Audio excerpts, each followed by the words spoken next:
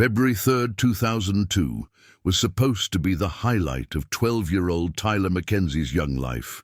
The New England Patriots were facing the St. Louis Rams in Super Bowl LVI at the Louisiana Superdome in New Orleans, and Tyler had been counting down the days since his parents, Robert and Linda McKenzie, had surprised him with tickets for Christmas. Tyler was a Patriots fanatic who knew every player's statistics by heart and had decorated his bedroom in Foxborough, Massachusetts, with team memorabilia collected over years of devoted fandom.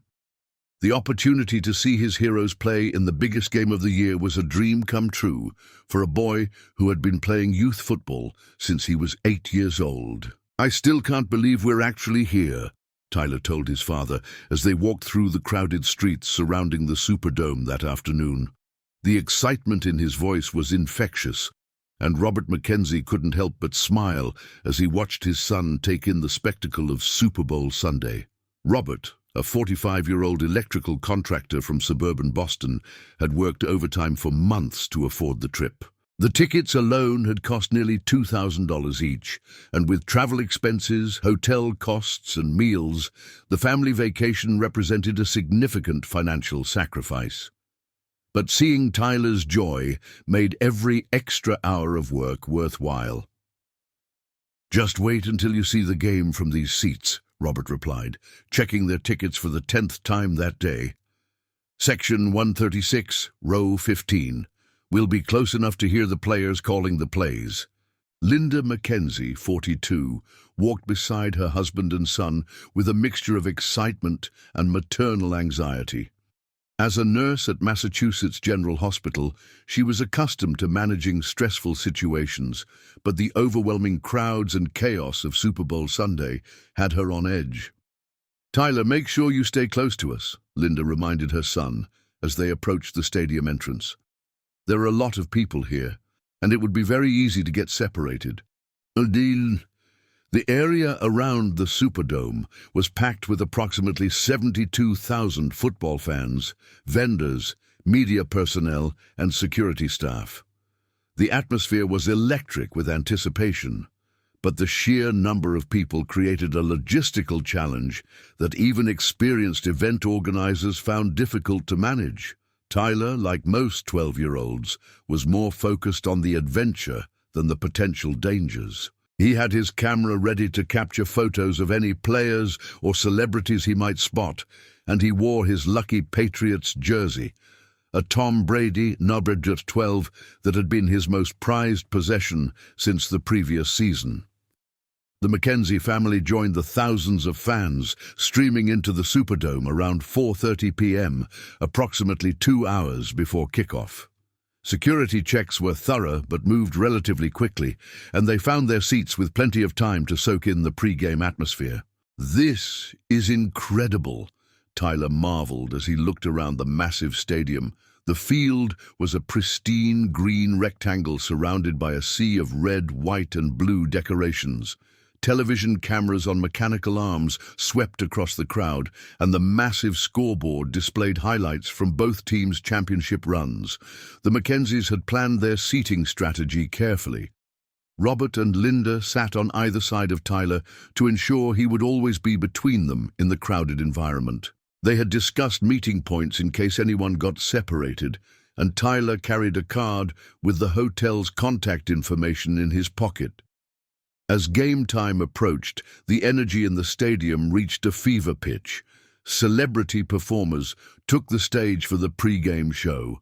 Military jets flew overhead during the national anthem, and 72,000 fans rose to their feet in anticipation of kickoff.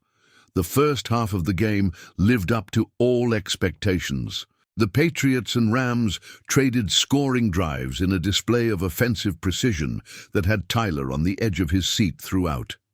At halftime, with the score tied 14-14, the family decided to visit the concession stands to buy snacks and use the restrooms before the second half began. "I'll get in line for food while you two hit the restrooms," Robert suggested as they made their way through the crowded concourse. Tyler, you stay with your mom and we'll meet right back here in 15 minutes. The halftime break at a Super Bowl is a logistical nightmare, even under the best circumstances. Tens of thousands of people attempt to use facilities, buy food, and return to their seats within a narrow 30-minute window. The concourses become rivers of humanity flowing in all directions, with multiple bottlenecks creating frustration and confusion. Linda and Tyler joined the long line for the men's restroom, which stretched around a corner and moved frustratingly slowly. Tyler fidgeted with nervous energy, anxious not to miss any of the second-half action. "Mom, this is taking forever," Tyler complained as they inched forward in the line. "What if we miss the kickoff?" "We won't miss anything important," Linda assured him, though she was also concerned about the time. The halftime show was already underway, and they could hear the music echoing through the stadium corridors.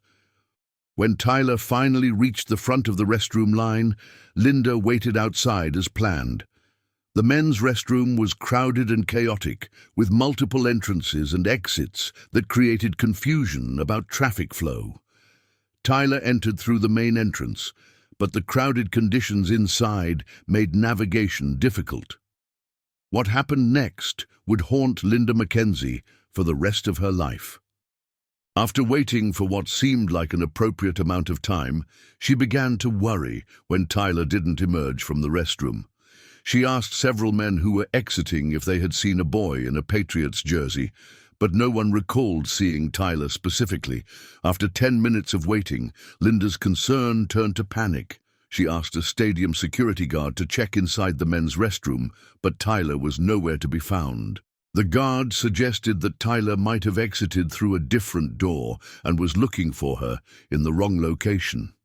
"Ma'am, these facilities have multiple exits," the security guard explained. "Your son probably just got confused about where to meet you. Let's check the other concession areas." Linda frantically searched the nearby corridors while trying to call Robert on his cell phone. The massive crowd and the concrete structure of the stadium made cell phone reception spotty, and her calls repeatedly failed to connect. Meanwhile, Robert had purchased snacks and was waiting at their agreed-upon meeting spot, unaware that Tyler had disappeared. When Linda finally located him 20 minutes later, both parents were gripped by a terror that every parent dreads. "Tyler's missing," Linda told Robert, her voice shaking with panic. "He went into the men's restroom and never came out. I've looked everywhere." Robert immediately contacted stadium security, and within minutes, a small army of personnel was searching for the missing 12-year-old. The Superdome security team was well trained for various emergencies, but a missing child during the Super Bowl presented unique challenges. Security Chief Marcus Williams coordinated the initial search effort, deploying officers throughout the stadium while maintaining discretion to avoid causing a panic among the 72,000 spectators. "We're checking every bathroom, every concession stand, every corridor," Williams assured the Mackenzies. "In 90% of these cases, the child is found within 30 minutes, usually just confused about where they're supposed to be." However, as the second half of the game began and Tyler remained missing, the search took on a more serious tone. Stadium personnel reviewed security camera footage from the concourse areas, but the massive crowds made it nearly impossible to track one specific child among thousands of people. The Mackenzies were escorted to a security office where they provided detailed information about Tyler's appearance, clothing, and behavior. They shared recent photographs and answered questions about Tyler's maturity level, his likelihood of wandering off alone, and any people he might have met earlier in the day. "Tyler's a responsible kid," Robert told the investigators. "He knows not to leave the stadium, he knows our hotel information, and he's never done anything like this before. Something must have happened to him." And as the game progressed toward its dramatic conclusion, with the Patriots ultimately winning 20-17 on a last-second field goal, the Mackenzies remained in the security office, fielding questions from investigators and trying to piece together Tyler's movements. The New Orleans Police Department was contacted at 9:47 p.m., approximately 3 hours after Tyler had disappeared. Detective Sarah Broussard was assigned to the case and immediately recognized the serious nature of a child disappearing in such a crowded, chaotic environment. In situations like this, we have to consider multiple possibilities, Detective Broussard explained to the Mackenzie family. Tyler could be lost somewhere in the stadium. He could have accidentally left the building and be somewhere in the city, or someone could have taken him deliberately. The third possibility, abduction, was the one that terrified Robert and Linda most. The Super Bowl attracted people from all over the country, and the massive crowds provided cover for anyone with malicious intentions. A comprehensive search of the Superdome continued throughout the night, with personnel checking every bathroom, storage room, office and hiding place where a 12-year-old could potentially be found. The stadium's extensive security camera system was reviewed hour by hour, but the sheer volume of footage made the process incredibly time-consuming. We're looking at thousands of hours of video from multiple cameras, explained Detective Broussard. It's going to take time to review everything and try to track Tyler's movements. The Mackenzies spent the night at police headquarters, answering detailed questions about their family, their trip to New Orleans, and anyone they might have encountered who seemed suspicious or overly interested in Tyler. We didn't notice anyone unusual, Linda told investigators. Tyler's a friendly kid, and he talked to other fans about the game, but we didn't see anyone who seemed threatening or inappropriate. The FBI was contacted on February 4th due to the possibility that Tyler had been taken across state lines. Special Agent Michael Chen specialized in child abduction cases and brought federal resources to bear on the investigation. The Super Bowl presents unique challenges for child safety, Agent Chen explained to the Mackenzies. We have people from all 50 states, international visitors, and a massive media presence. If someone took Tyler deliberately, they could be anywhere by now. The case gained national media attention almost immediately. The story of a 12-year-old Patriots fan disappearing during the Super Bowl captured public sympathy and generated thousands of tips from concerned citizens across the country. However, most of these tips proved to be false alarms, sightings of other children, mistaken identities, or well-meaning but inaccurate observations. Each lead had to be investigated thoroughly, consuming valuable time and resources while the trail grew colder. We received over 2,000 tips in the first week, Agent Chen later recalled. Everything from alleged sightings in California to claims that Tyler had been seen at truck stops in Texas. We followed up on every single one, but none led to Tyler. One of the most promising early leads came from a hot dog vendor named Carlos Mendoza, who remembered seeing Tyler talking to an older man outside the stadium during halftime. The kid was wearing a Patriots jersey, and this man was asking him about the game, Mendoza told investigators.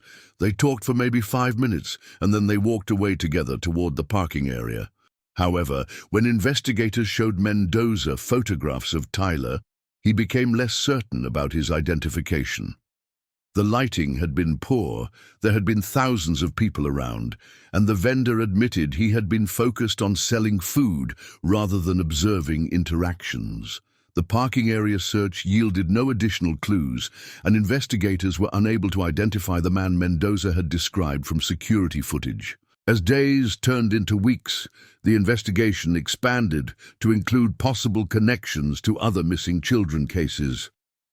The FBI's Behavioral Analysis Unit developed a profile of someone who might target children at large public events. We're looking at someone who plans ahead, who understands crowd dynamics, and who has a reason for being at the Super Bowl that wouldn't attract suspicion, the profile suggested. This could be someone who works in event management, security, or media, someone with legitimate access who could move around freely.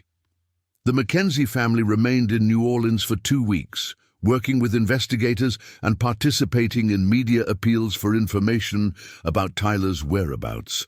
The emotional toll was devastating, particularly for Linda, who blamed herself for losing track of Tyler during the critical moments when he disappeared.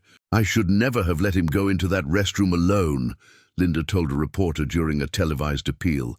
"I should have gone with him, or we should have found a family restroom. I failed to protect my son." Robert tried to support his wife while dealing with his own guilt and anguish.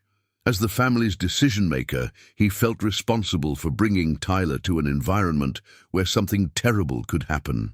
"We thought we were giving him the experience of a lifetime," Robert said during the same interview. "Instead, we put him in a situation where someone was able to take him away from us." The case remained active for months, with investigators following leads across the country and working with local law enforcement agencies to search for Tyler. Age progression photographs were created and distributed, showing what Tyler might look like as he grew older. However, as 2002 progressed without any significant breakthroughs, the active investigation was gradually scaled back. The case was never officially closed, but it joined the thousands of other missing children cases that remained unsolved despite extensive efforts.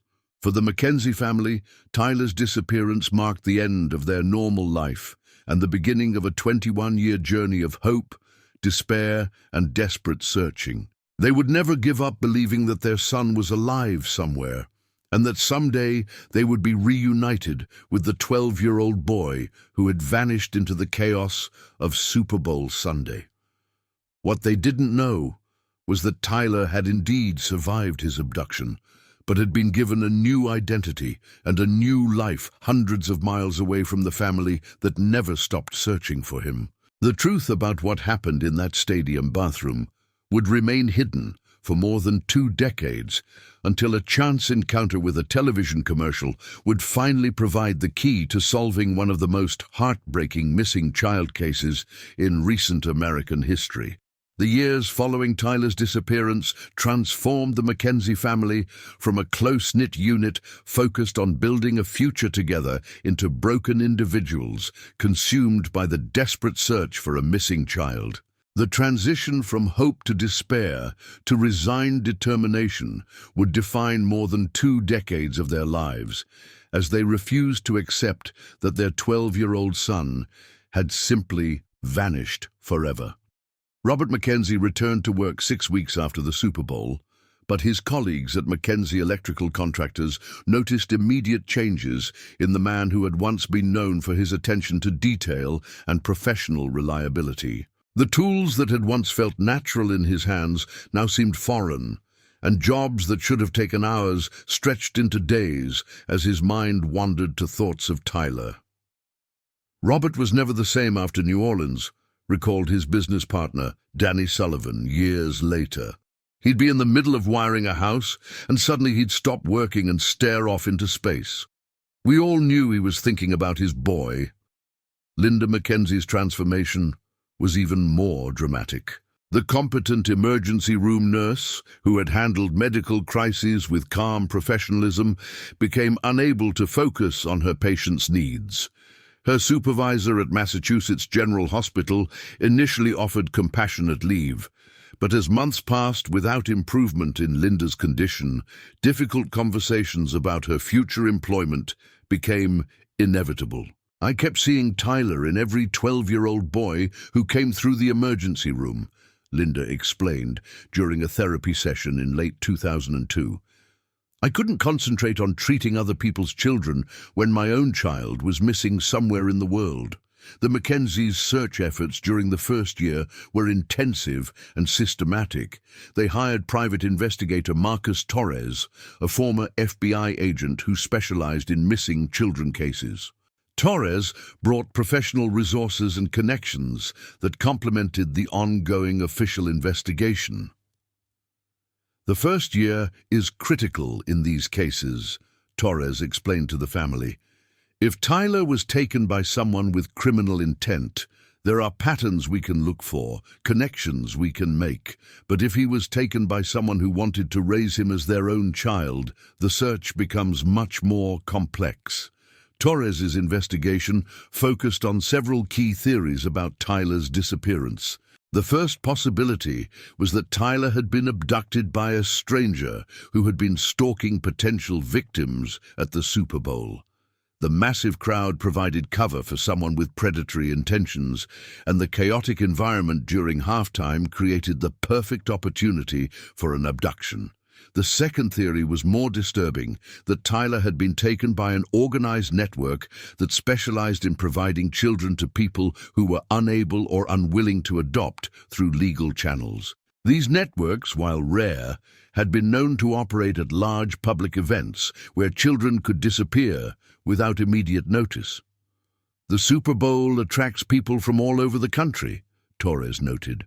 Someone could have taken Tyler with the specific intention of moving him far from New Orleans, knowing that the massive scope of the investigation would make it nearly impossible to track him down. The third possibility, which the Mackenzies found almost impossible to accept, was that Tyler had been killed shortly after his abduction. However, Torres insisted on investigating this scenario alongside the others, recognizing that closure sometimes required confronting the worst possibilities. During 2003, the investigation expanded to include examination of similar cases from other major sporting events. Torres discovered a pattern of children who had gone missing at NFL games, NBA playoffs, and other large gatherings over the previous decade. While most of these children were eventually found safe, several cases remained unsolved. "There's definitely a pattern here," Torres reported to the Mackenzies. "Someone who understands crowd dynamics, who knows how to blend in at these events, and who has the resources to move children quickly out of the area." One case that particularly interested Torres was the disappearance of 9-year-old Sarah Chen from a Lakers playoff game in Los Angeles in 1999.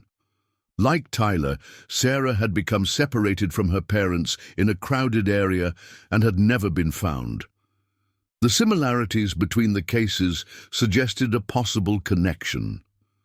However, when Torres attempted to contact the Chen family to compare notes, he discovered that they had moved overseas and were no longer cooperating with American investigators. Their private investigator had stopped working the case after 2 years, citing lack of progress and the family's emotional exhaustion.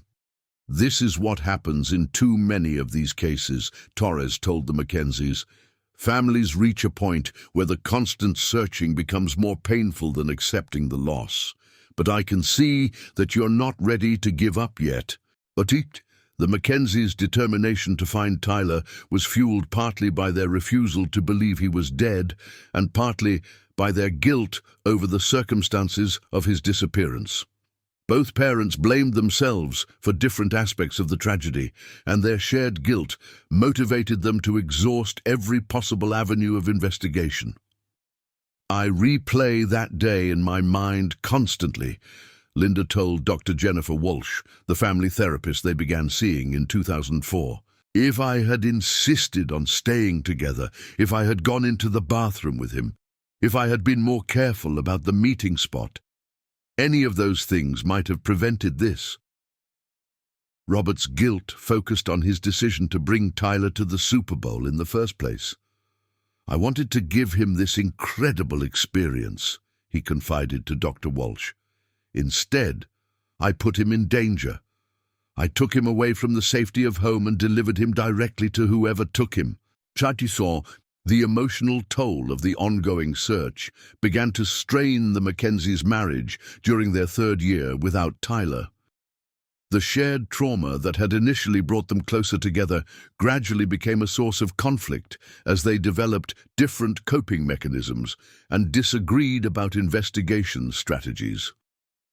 Robert wanted to expand the search nationally and internationally, Linda recalled years later. He was convinced that Tyler had been taken far away, maybe even out of the country. I was more focused on the local area, convinced that he had to be somewhere nearby. These disagreements reflected deeper psychological differences in how they processed their loss. Robert channeled his energy into active searching, traveling to follow up on leads and coordinating with law enforcement agencies across the country. Linda became more introspective, studying missing children cases and developing theories about what might have motivated Tyler's abductor. In 2005, the Mackenzies received what initially seemed like a major breakthrough.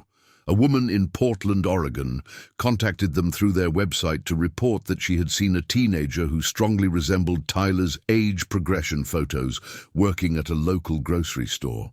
"I was absolutely certain it was him," Margaret Stevens told the family when they flew to Portland to investigate.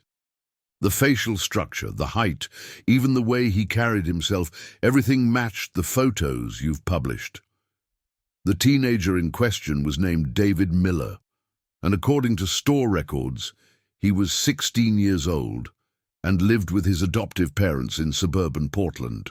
The family had moved to Oregon from Nevada 2 years earlier, and David had no memory of his life before age 10 due to what his parents described as traumatic amnesia. David's biological parents died in a car accident when he was young. His adoptive mother, Carol Miller, told the Mackenzies and investigator Torres. He was found wandering alone and confused, with no identification and no memory of his family. "We adopted him through a private agency that specializes in helping traumatized children." The similarities to Tyler's case were striking, but DNA testing ultimately revealed that David Miller was not Tyler Mackenzie. The disappointment was devastating for the family, but the case raised important questions about the private adoption agency that had placed David with the Miller family. Torres investigated the agency, Northwest Family Services, and discovered that it had handled dozens of adoptions involving children with mysterious backgrounds and convenient amnesia. While nothing illegal could be proven, the pattern was suspicious enough to warrant further investigation. "These agencies sometimes operate in gray areas," Torres explained.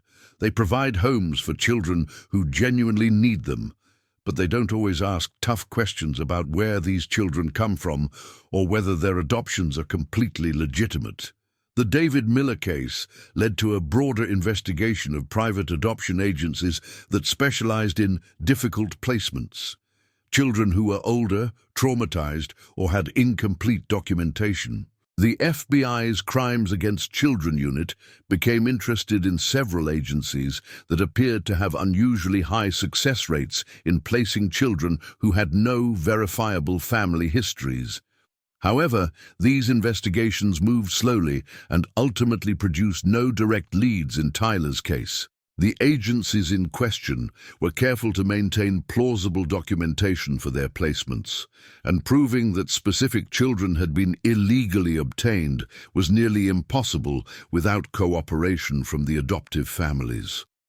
As the 5th anniversary of Tyler's disappearance approached in 2007, the Mackenzies made the difficult decision to scale back their active searching while maintaining their website and continuing to follow up on credible leads. The emotional and financial costs of the intensive search had become unsustainable.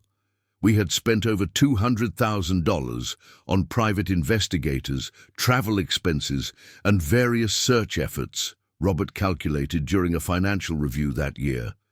We were facing bankruptcy if we continued at the same pace, and we realized that we needed to find a sustainable way to keep looking for Tyler.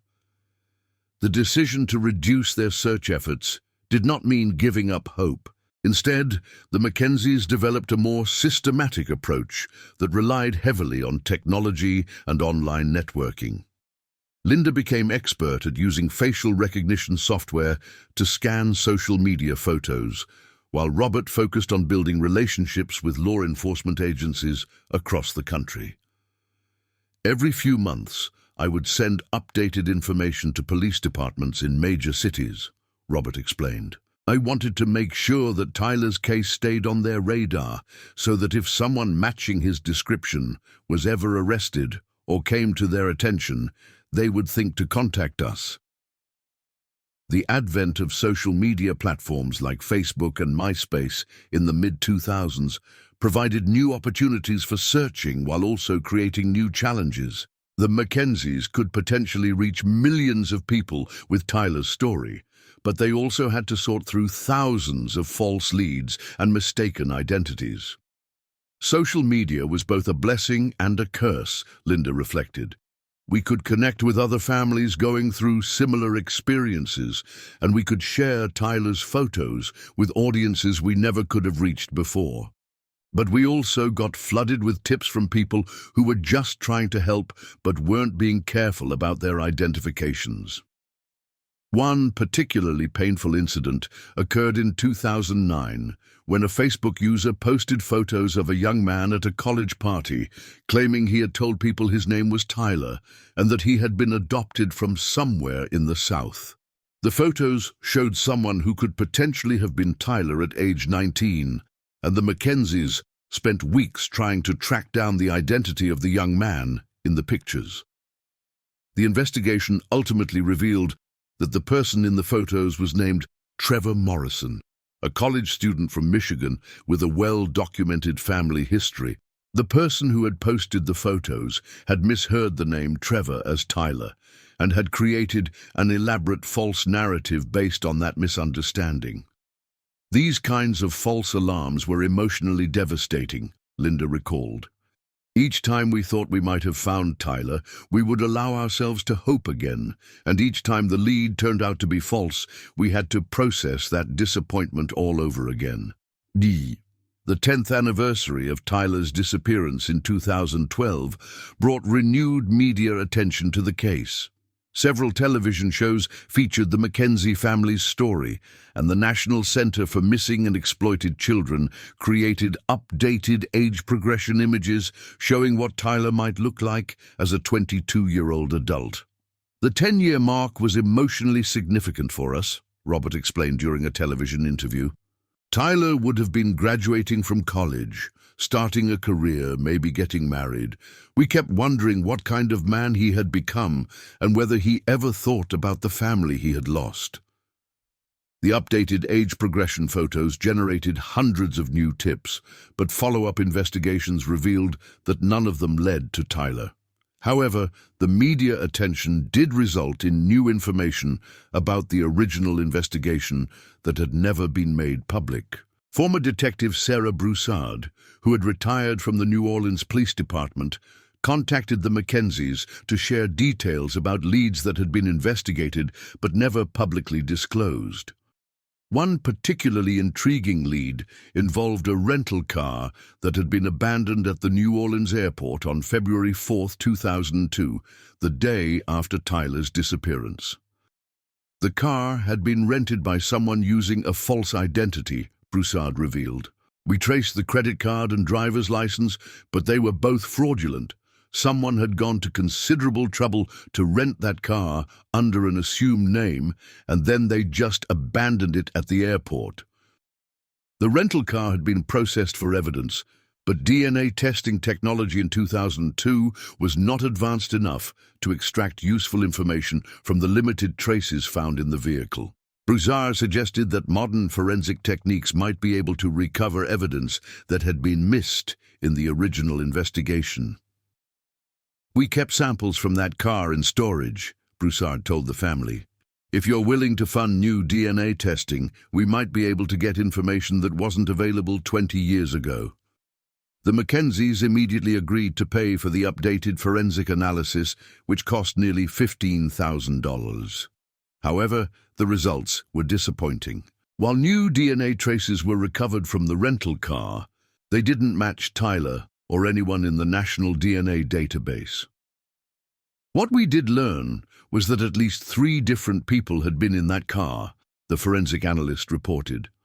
One was likely the person who rented it, one was probably a child based on the DNA profile, and the third was someone else whose identity we couldn't determine. The presence of a child's DNA in the abandoned rental car was tantalizing, but without a comparison sample from Tyler, it was impossible to determine whether he had been in the vehicle. The Mackenzies provided DNA samples for comparison, but the child's DNA from the car was too degraded to make a definitive match. As the years progressed into the 2010s, the Mackenzies began to accept that finding Tyler might require a different kind of breakthrough. Instead of looking for a missing child, they were now searching for an adult who might not even know he had been abducted. If Tyler was taken by someone who wanted to raise him as their own child, he might have been told that we were dead, or that we had abandoned him, Linda theorized. He could be living a completely normal life somewhere, with no idea that we've been searching for him. This possibility led to a new search strategy focused on finding adults in their 20s who had unusual gaps in their childhood memories or who had been adopted under mysterious circumstances. The Mackenzies began working with organizations that helped adoptees search for their biological families, hoping to find Tyler through reverse searching. "We started thinking about the problem differently," Robert explained. "Instead of looking for someone who was missing, we started looking for someone who might not know he was lost." By 2015, the Mackenzies had contacted over 500 young men who had been adopted between 2002 and 2005, hoping to find Tyler among them. Most were happy to cooperate with DNA testing or family history sharing, but none proved to be their missing son. The search became more sophisticated as technology advanced. Facial recognition software improved dramatically during the 2010s, and the Mackenzies began using commercial services to scan millions of social media photos for potential matches to Tyler's age progression images. Every few months, the software would flag photos that showed possible matches, Linda explained. Most were false positives, but we investigated every single one that seemed promising. One particularly promising lead came in 2018, when facial recognition software identified a LinkedIn profile photo that showed a strong similarity to Tyler's 28-year-old age progression image. The profile belonged to Marcus Thompson, an architect living in Denver, Colorado. The Mackenzies studied Marcus Thompson's online presence extensively, looking for any clues that might indicate he was their missing son. His professional accomplishments were impressive. He had graduated from the University of Colorado with a degree in architecture and had established a successful practice specializing in sustainable building design. However, Thompson's online profiles showed a complete and consistent life history that seemed to rule out the possibility that he was Tyler Mackenzie. He had graduation photos from high school and college, family photos with people who appeared to be his biological parents, and a social media presence that dated back to his teenage years. Marcus Thompson seemed like exactly the kind of successful young man we hoped Tyler had become, Robert reflected, but everything about his background indicated that he was who he claimed to be, not our missing son. The Mackenzies ultimately decided not to contact Marcus Thompson directly, reasoning that approaching him without stronger evidence would be unfair and potentially traumatic. This decision would later prove to be ironic, given what they would discover about Thompson 5 years later, as 2020 arrived, marking 18 years since Tyler's disappearance.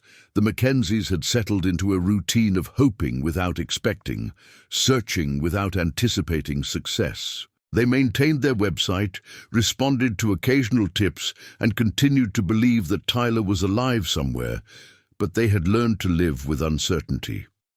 The COVID-19 pandemic actually provided new opportunities for their search efforts.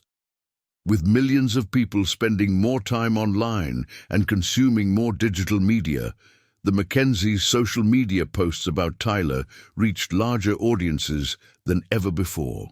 During the lockdowns, people were more engaged with social media and more willing to share posts about missing persons, Linda observed. We had our highest website traffic ever during 2020 and 2021. However, the increased online activity also generated more false leads and required more time to investigate tips that ultimately led nowhere. The Mackenzies had learned to manage their expectations while maintaining their determination to never give up the search. By early 2023, as the 21st anniversary of Tyler's disappearance approached, Robert and Linda Mackenzie had evolved from desperate parents frantically searching for their missing child into patient, methodical investigators who understood that finding Tyler would likely require luck as much as determination. They had no way of knowing that their luck was about to change in the most unexpected way possible. A routine evening of watching television would soon provide the breakthrough they had been seeking for more than 2 decades, when a face from a commercial would trigger recognition that had been 21 years in the making. February 5th, 2023, began as an ordinary Sunday evening for Robert and Linda Mackenzie. They were sitting in their living room in Foxborough, Massachusetts, watching the evening news and discussing plans for the week ahead.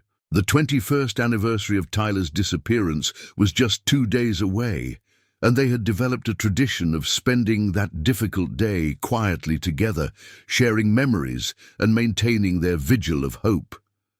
Linda was half watching a local Denver television station that they had started monitoring regularly as part of their ongoing search efforts. The Mackenzies had learned over the years that Tyler could theoretically be living anywhere in the country, and they made an effort to stay connected with media from cities where he might have ended up.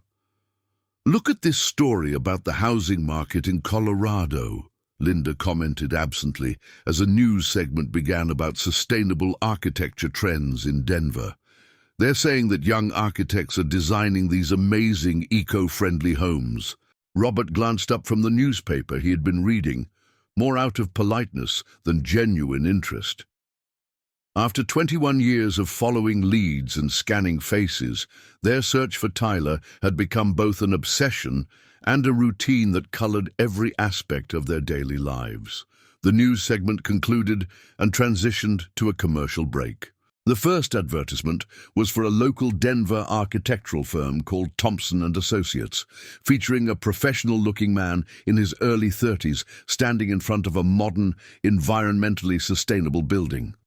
"At Thompson & Associates, we believe that great architecture should work in harmony with the natural environment," the man in the commercial said, gesturing toward the building behind him. "I'm Marcus Thompson, and I've dedicated my career to creating spaces that are both beautiful and responsible." Linda's attention had been drifting toward her phone when something about the man's voice made her look up sharply at the television screen. There was something familiar about his cadence, his inflection, something that triggered a recognition she couldn't immediately identify. "Robert," she said quietly, her voice taking on an urgency that made her husband immediately focus on the television. The commercial continued for another 15 seconds, showing Marcus Thompson walking through the building and discussing architectural principles. As the camera captured different angles of his face, Linda felt her heart beginning to race with a recognition that seemed impossible after so many years. "Rewind it," she told Robert urgently. "Go back and replay that commercial." Robert used their DVR to replay the advertisement, and both Mackenzies watched intently as Marcus Thompson appeared on screen again. This time, Linda studied every detail of his appearance. His facial structure, his mannerisms, the way he gestured with his hands when he spoke. "Oh my God," Linda whispered, her voice trembling. "Robert, look at his left eyebrow." Robert stared at the screen, trying to see what had captured Linda's attention. Then he saw it, a small scar interrupting the natural line of Marcus Thompson's left eyebrow, exactly where Tyler had carried a similar scar from a childhood accident when he was 7 years old. "That's Tyler's scar," Robert said, his voice barely audible. "Tyler fell off his bike and cut his eyebrow on the handlebar. He had that exact scar in that exact place." The Mackenzies replayed the commercial 3 more times, studying Marcus Thompson's appearance with an intensity born of 21 years of searching. Beyond the eyebrow scar, there were other subtle similarities. The shape of his nose, which resembled Robert's, the way he smiled, which reminded them both of Tyler's characteristic expression. And most compelling of all, his hands, which had the same long fingers and distinctive thumb shape that had run in the Mackenzie family for generations. "It's him," Linda said with a certainty that surprised her. "I don't know how, I don't know why he's calling himself Marcus Thompson, but that's our son." Robert was more cautious, having learned through years of false hopes to temper his initial emotional reactions. "Linda, we've been through this before. Remember the boy in Portland? Remember the college student in Michigan? We can't let ourselves get carried away without more evidence." But even as Robert spoke, he was studying the frozen image of Marcus Thompson on their television screen, and he could feel his skepticism giving way to the same recognition that had overwhelmed Linda. The combination of physical similarities was too specific, too numerous to be coincidental.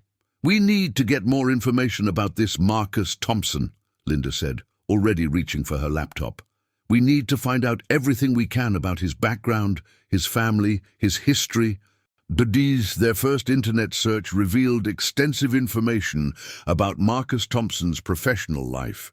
He was indeed a successful architect in Denver, specializing in sustainable design. His firm's website included a detailed biography stating that he was 33 years old, had graduated from the University of Colorado's architecture program, and had been practicing in Denver for nearly 8 years. The website included several professional photographs of Marcus Thompson, and each image strengthened the Mackenzies' conviction that they were looking at their missing son. In one photo, he was shown from a 3/4 angle that perfectly matched Tyler's facial profile. In another, he was smiling in a way that immediately reminded both parents of their 12-year-old son's infectious grin. "Look at this," Linda said, pointing to a photograph of Marcus Thompson receiving an architecture award. "He's standing exactly the way Tyler used to stand when he was proud of something. The same posture, the same confidence." Robert found Marcus Thompson's LinkedIn profile, which provided additional details about his education and career progression.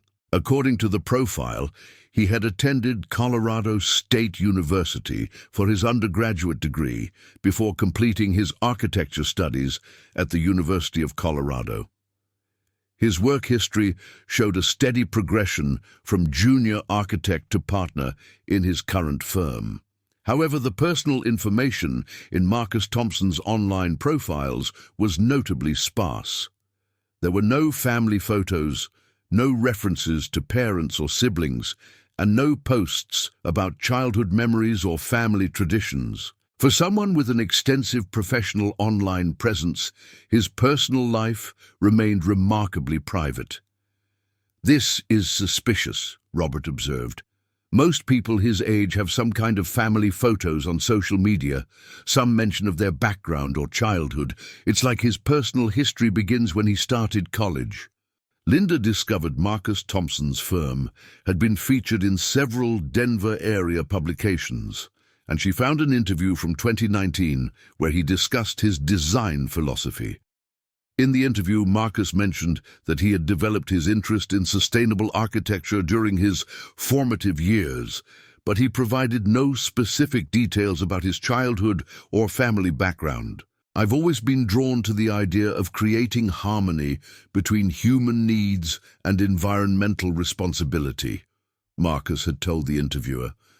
"I think this passion comes from some deep place in my childhood, though I don't have many clear memories of my early years." This statement struck both Mackenzies as potentially significant. The lack of clear childhood memories could be consistent with psychological trauma from an abduction, or it could indicate that Marcus Thompson had been deliberately given a false history about his early life. "We need to contact the police," Robert said, though his voice carried the weariness of someone who had made similar calls dozens of times over the past 21 years. "We need to get official help investigating this." Linda agreed, but she also wanted to gather as much information as possible before involving law enforcement.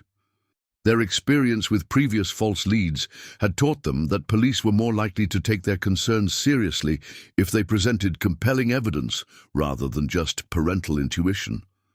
Over the next 3 days, the Mackenzies conducted the most thorough background investigation they had ever attempted. They hired an online research service to compile everything available about Marcus Thompson's public records, educational history, and professional background. The results were both encouraging and puzzling. Marcus Thompson's documented history began when he was 18 years old and enrolled at Colorado State University. There were no public records of him before that date. No high school graduation records, no childhood medical records, no family photographs or social media posts from his teenage years. "It's like he materialized out of thin air when he turned 18, Linda observed. Who doesn't have any documented history before college? The research service also discovered that Marcus Thompson's college financial aid applications had been processed through a private foundation called New Horizons Family Services, which specialized in helping displaced youth transition to higher education. The foundation's mission statement described their work with young adults who have overcome significant early life challenges. Robert contacted New Horizons Family Services directly, presenting himself as a genealogist researching family connections. The Foundation's representative was polite but firm about their confidentiality policies. "We work with young people who often have complex family situations," the representative explained. "Our clients' privacy is absolutely protected, and we cannot provide any information about specific individuals without their explicit consent and legal authorization." This response suggested that Marcus Thompson's connection to the foundation was legitimate, but it also raised questions about why an 18-year-old would need assistance from an organization that helped displaced youth. On February 8, 2023, the 21st anniversary of Tyler's disappearance, the Mackenzies made the decision to contact the Denver Police Department directly. They requested to speak with a detective who specialized in cold cases, and they prepared a comprehensive presentation of their evidence. Detective Maria Gonzalez of the Denver Police had 23 years of experience in missing persons cases, and she listened carefully as the Mackenzies explained their situation over a video call. They showed her the television commercial, shared their background research on Marcus Thompson, and provided detailed information about Tyler's original disappearance. "I understand your hope, and I can see why you think this man might be your son," Detective Gonzalez said diplomatically. "However, we need to be very careful about how we approach this. If Marcus Thompson is not your son, accusing him of having a false identity could be devastating for him personally and professionally." Detective Gonzalez agreed to conduct a preliminary investigation into Marcus Thompson's background using law enforcement resources that weren't available to private citizens. She also contacted the FBI agents who had worked on Tyler's original case to review the evidence and determine the best approach. Within a week, Detective Gonzalez had uncovered information that strengthened the Mackenzies' theory while raising new questions about Marcus Thompson's origins. Police records showed that Marcus Thompson had first appeared in the Colorado state system in 2008, when he applied for a driver's license at age 18. Before that date, there was no documentation of his existence in any government database. "This is highly unusual," Detective Gonzalez explained to the Mackenzies during a follow-up call. "Even people who live off-grid or in isolated communities typically have some kind of paper trail. Birth certificates, school records, medical records, something.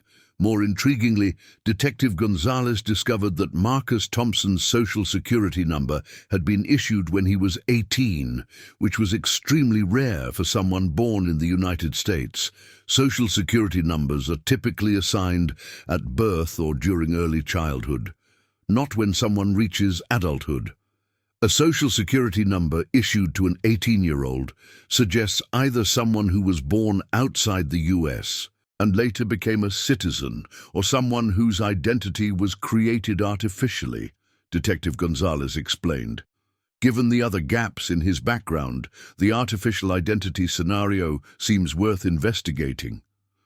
The investigation expanded when Detective Gonzalez contacted New Horizons Family Services with an official police inquiry. While the Foundation maintained their confidentiality policies, they were legally required to cooperate with law enforcement investigations involving potential criminal activity. "We can confirm that Marcus Thompson was a client of our foundation," the foundation's legal representative told Detective Gonzalez. "However, his case files are sealed due to the sensitive nature of his placement circumstances." The use of the word placement was significant, as it suggested that Marcus Thompson had been placed with a family rather than having grown up with his biological parents. This was consistent with the Mackenzies' theory that Tyler had been abducted and given a new identity. Detective Gonzalez obtained a court order to review Marcus Thompson's sealed case files, a process that took several weeks and required coordination with federal authorities due to the interstate nature of the original kidnapping case. Meanwhile, the Mackenzies struggled with the decision of whether to attempt direct contact with Marcus Thompson. They had his business address and phone number, and they could have approached him directly with their suspicions. However, they recognized that such contact could be traumatic for everyone involved if their theory proved incorrect. If he really is Tyler, he's lived his entire adult life believing he's someone else, Linda reasoned. Learning the truth might be devastating for him, but if we wait too long, we might lose another opportunity to find our son. The breakthrough came in early March 2023, when Detective Gonzalez received the unsealed case files from New Horizons Family Services. The files revealed that Marcus Thompson had been placed with adoptive parents in Colorado in 2002, when he was approximately 12 years old. According to the Foundation's records, Marcus had been brought to them by a private placement agency that specialized in finding homes for traumatized children with incomplete histories. The agency had claimed that Marcus was suffering from amnesia related to a family tragedy and needed a fresh start with a loving family.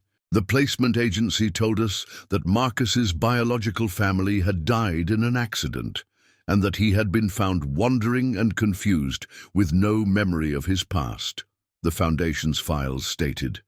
They said he needed a family who could help him build a new life without the burden of traumatic memories. The adoptive parents who had taken in Marcus were David and Patricia Thompson, a childless couple in their 40s who lived in suburban Denver. According to the files, they had been specifically selected because they were willing to adopt an older child and because they understood the importance of giving him a fresh start. Detective Gonzalez contacted the Thompson family and discovered that they had passed away in a car accident in 2015. However, their surviving family members confirmed that they had adopted Marcus in 2002 and had raised him as their biological son. David and Patricia never talked much about Marcus's background, Patricia's sister told Detective Gonzalez. They said he had come from a tragic situation and that it was better for him to focus on building a new life rather than dwelling on the past. The adoptive family had been told that Marcus's amnesia was likely permanent and that attempting to recover his lost memories might be psychologically harmful. They had been instructed to help him develop a new identity and to avoid discussing his life before the adoption. They loved Marcus like their own son, Patricia's sister continued. They gave him every opportunity, supported his education, and helped him become the successful man he is today. They never questioned whether his adoption was completely legitimate. With this information, Detective Gonzalez felt confident enough to approach Marcus Thompson directly. However, she recommended that the initial contact be handled carefully, with psychological support available for everyone involved. On March 20th, 2023, Detective Gonzalez visited Marcus Thompson at his architectural firm in Denver. She explained that she was investigating a cold case and requested that he voluntarily provide a DNA sample for comparison with a missing person case. "Mr. Thompson, we have reason to believe that you might have information that could help us solve a 21-year-old missing child case," Detective Gonzalez explained. "We're hoping you'll be willing to provide a DNA sample to help us either confirm or rule out a possible connection." Marcus Thompson was cooperative, but understandably confused by the request. "I don't understand how I could be connected to a missing child case," he told Detective Gonzalez. "I've lived in Colorado my entire adult life, and I don't have any memories of being involved in anything like that." "We believe you might have been the missing child," Detective Gonzalez explained gently. "There's a family in Massachusetts who has been searching for their son for 21 years, and you match several physical characteristics that are specific to their missing boy. The DNA test results were available within 48 hours, and they confirmed what the Mackenzies had believed since that Sunday evening when they first saw the television commercial. Marcus Thompson was genetically identical to Tyler Mackenzie, their son, who had disappeared at the Super Bowl in 2002. The confirmation brought a mixture of joy and anguish for the Mackenzie family. They had found their son after 21 years of searching, but they had also discovered that he had lived his entire adult life unaware of his true identity. "Learning that I'm actually Tyler Mackenzie has been the most disorienting experience of my life," Marcus told them during their first reunion, which took place at Detective Gonzalez's office with psychological counselors present. "Everything I believed about my past, my family, my identity, none of it was real." The reunion was emotional, but complicated. Marcus had no memories of his life as Tyler Mackenzie, and the Mackenzies were meeting a 33-year-old man rather than the 12-year-old boy they had lost. Both sides needed time to process the reality of their situation. "You look exactly like I imagined you would," Linda told Marcus through tears. "But you're also a complete stranger. I've missed 21 years of your life, and I don't know how to make up for that lost time." Marcus was dealing with his own complex emotions. "I've always felt like there was something missing in my life, some gap in my sense of self," he admitted. "Now I know why. But I also don't know how to reconcile the person I've become with the person I apparently was." The investigation into how Tyler had been abducted and given a new identity led to a broader federal investigation of the placement agency that had arranged his adoption.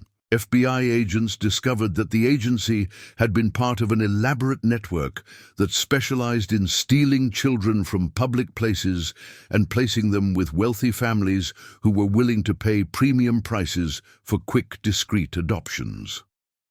This network operated for over a decade, FBI Special Agent Jennifer Walsh explained to the Mackenzie family. They targeted children at large public events where chaos and crowds provided cover for abductions. Then they would move the children quickly to different states and provide them with new identities. The network had been shut down in 2007 when several of their operatives were arrested on unrelated charges. But many of the children they had placed were never identified because their new families genuinely believed the adoptions were legitimate. Tyler was one of dozens of children who were stolen and sold through this network, Agent Walsh continued. The adoptive families were victims too, in a sense. They thought they were providing homes for orphaned children. Marcus Thompson, who was slowly learning to think of himself as Tyler Mackenzie, faced the difficult decision of how to integrate his newfound knowledge with the life he had built. He had professional responsibilities, relationships, and an identity that had been constructed on false foundations. "I don't want to hurt the memory of David and Patricia Thompson," he told his biological parents. "They raised me with love and gave me every opportunity to succeed. But I also want to build a relationship with you and learn about the family I lost." The process of reconnection was gradual and required extensive counseling for everyone involved. Marcus Tyler needed to process the trauma of learning that his entire identity had been based on lies, while the Mackenzies needed to accept that their son had become a different person than the boy they had lost. "We can't get back the 21 years we lost," Robert acknowledged during one of their early meetings, "but we can build a relationship based on who we all are now rather than who we used to be." The case gained national media attention when the story broke in April 2023. Marcus Thompson's transformation from missing child to successful architect and the Mackenzies' never-ending search for their son captured public interest and highlighted the ongoing problem of child trafficking and illegal adoptions. "This case shows that families should never give up hope," Detective Gonzalez told reporters. "It also demonstrates the importance of investigating unusual background histories and reporting suspicious adoption circumstances." The New Horizons Family Services Foundation cooperated fully with the federal investigation and implemented new procedures to verify the legitimacy of child placements. Several other families contacted law enforcement to report concerns about adoptions that had been arranged through similar circumstances. By the end of 2023, Marcus Thompson had legally reclaimed his identity as Tyler Mackenzie while maintaining his professional practice under the name that had established his career. He had developed a close relationship with his biological parents and was working with a therapist to explore any recoverable memories of his childhood. "I'm learning to think of myself as someone who has two families," Tyler explained during a television interview marking the one-year anniversary of his discovery. "The Thompsons gave me the foundation to become who I am today, and the Mackenzies gave me the biological heritage and love that I was stolen from."